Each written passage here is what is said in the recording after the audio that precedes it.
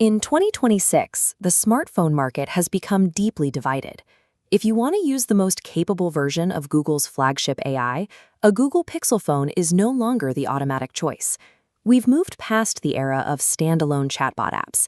AI is now an integrated layer of the operating system. It's constantly scanning your screen, managing your schedule, and generating content across apps. Google refers to this system-wide integration as Gemini Intelligence. It's designed to be a persistent, on-device presence, rather than a tool you manually invoke. This shift challenges the long-standing assumption that the creator of the software will necessarily offer the best hardware to run it. In the AI era, that connection has started to pull apart.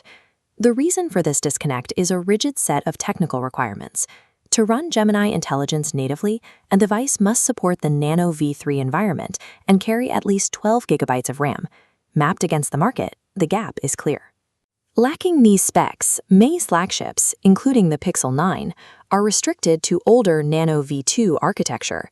This gate splits the market three ways: ecosystem integration, strict data privacy, or raw processing power.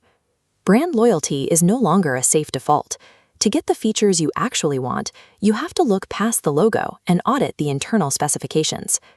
Google's Pixel lineup was sold on a specific promise: 7 years of guaranteed software and feature updates. But for Pixel 9 owners, the arrival of Gemini Intelligence is testing the limits of that promise. While these phones will continue to get security patches and Android version updates, they are officially gated out of the most advanced on-device AI features because they don't meet the Nano v3 standard. Developer leaks and internal testing suggest this is a choice, not a necessity. The Pixel 9 Silicon is technically capable of running these models, but the software has been restricted at the system level. This creates a cycle where users are encouraged to upgrade to the Pixel 10 just to use the capabilities their current hardware could likely handle. In this ecosystem, the lifespan of your features is determined by corporate cycles rather than the actual limits of the processor. It's a reminder that a long-term software promise doesn't always include the most important future innovations. Apple has taken a different route, effectively outsourcing its high-end reasoning to the competition.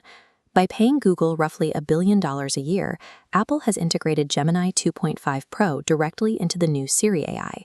To maintain their privacy standards, Apple uses private cloud compute. Your request is processed through Apple's infrastructure, which strips away all identifying information before sending the anonymous query to Google's models.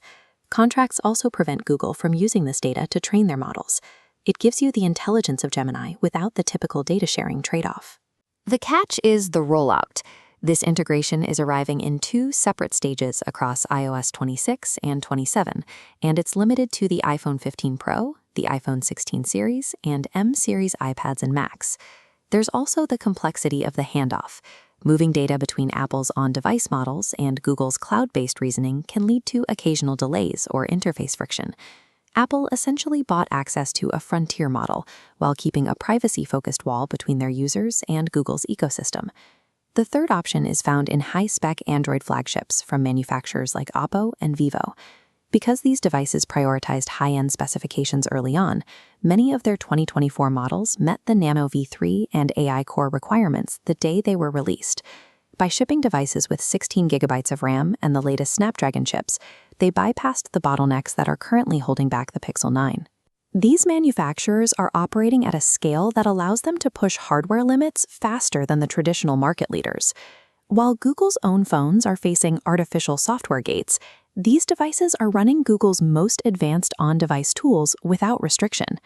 Choosing this path means accepting different software skins and potentially shorter windows of official support for the OS itself. But if your goal is raw, immediate AI performance, these devices provide a more capable version of the Google experience than Google's own hardware. To find the right path, decide your primary concern. For strict data privacy, the iPhone 16 offers Gemini behind Apple's Shield. For immediate on-device speed, Oppo and Vivo flagships bypass RAM bottlenecks. Prefer the clean Google experience? Wait for the Pixel 10. The lesson of the last year is that software promises are secondary. A phone's real lifespan is now dictated by its raw hardware specifications. You should no longer buy a device based on what a manufacturer says it will do in the future. AI requirements are moving so fast that what counts as a flagship today can be technically outpaced in a matter of months. For any smartphone purchase in 2026, the rule is simple. Evaluate the phone for the capabilities it has on the day you buy it, not the ones it's promised to get later.